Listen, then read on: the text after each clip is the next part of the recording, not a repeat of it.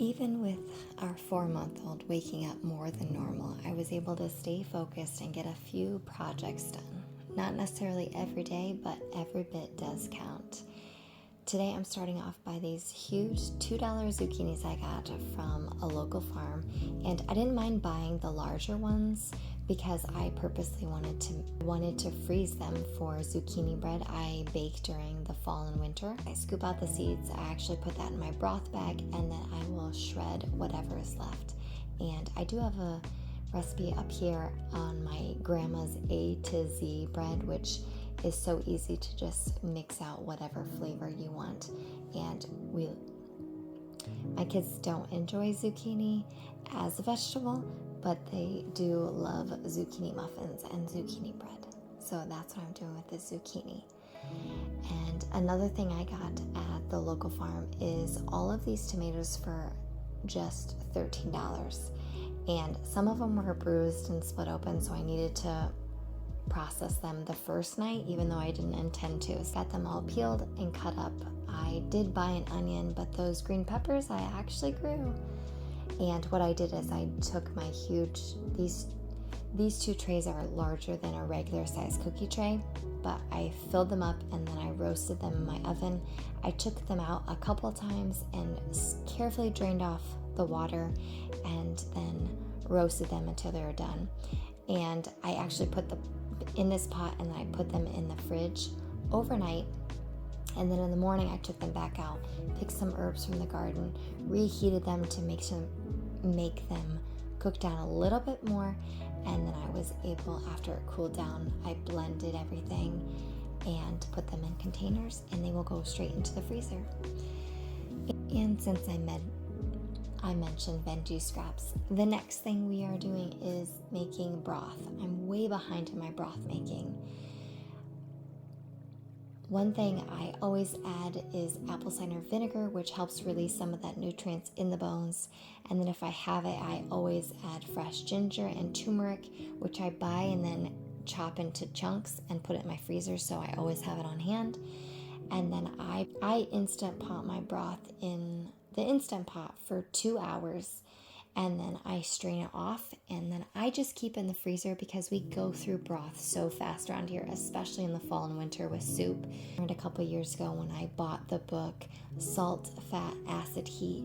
It's not necessarily a cookbook, which she has recipes, but it's a technique type of a book. And with broth, she suggested to take scoops of broth into different bowls, and the first one you put no salt in, and the second one a little salt and more salt and more salt, and then you can really taste the flavors come alive when you add more salt. So I know with this size pot I do 2 of my scoops there, which is probably about 3 to 4 tablespoons of salt, and I slowly mix it. As it cools down, I mix it until I can put it into containers, because I don't like putting hot food into plastic containers, even though the containers I buy are BPA free. Next up, I shared this recipe in a bread making video recently, but this is my sourdough focaccia.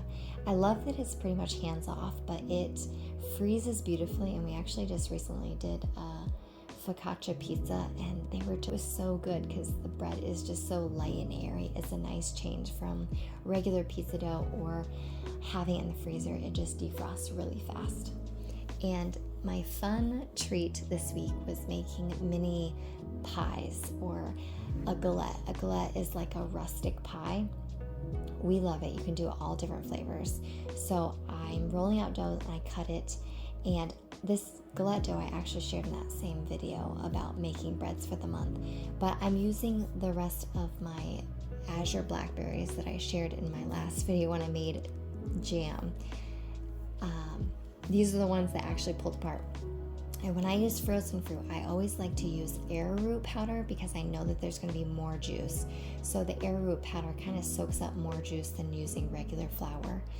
And with my blackberry, I am using some cinnamon, a little bit of lemon juice, a pinch of salt, and then these weren't too sour of blackberries, so I did add about 4 tablespoons of sugar, and then I crushed up some of my mint because I really enjoyed that flavor that I made the mint jam. So I mix that up. It looks like a lot and it's really powdery, but as I worked with it and put it in the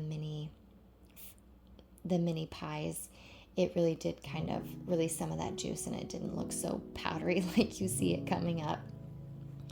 But not only did I do a blackberry flavor, I did a peach flavor using the last of our peaches, and then I had some blackberries left and some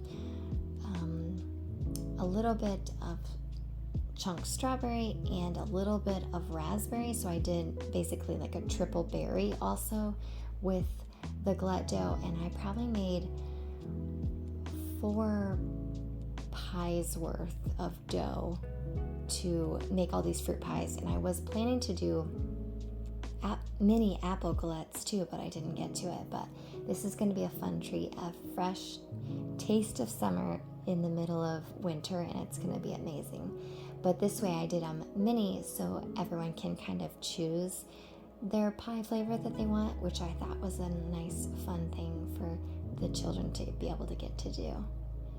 But the peaches, you just kind of fold it. I always do put a couple pats of butter in there. It just adds a nice richness to the filling. And then I put it on the cookie trays, and then when they were flash frozen, I just add them to gallon Ziploc bags. And then when I'm ready to bake them, I will take them straight out of the freezer at about 400 degrees in about a 400 degree oven, so it gets nice and toasty. You can put an egg wash on there before you put it in the oven, which will help golden up the pies too. And that is all I have this week. I'm hoping to get back into the kitchen next week and have some more preservations, but I am happy with the little bit that I can get do with a 4-month-old and 6 other children. I know that I'm adding to my pantry, and that makes me happy.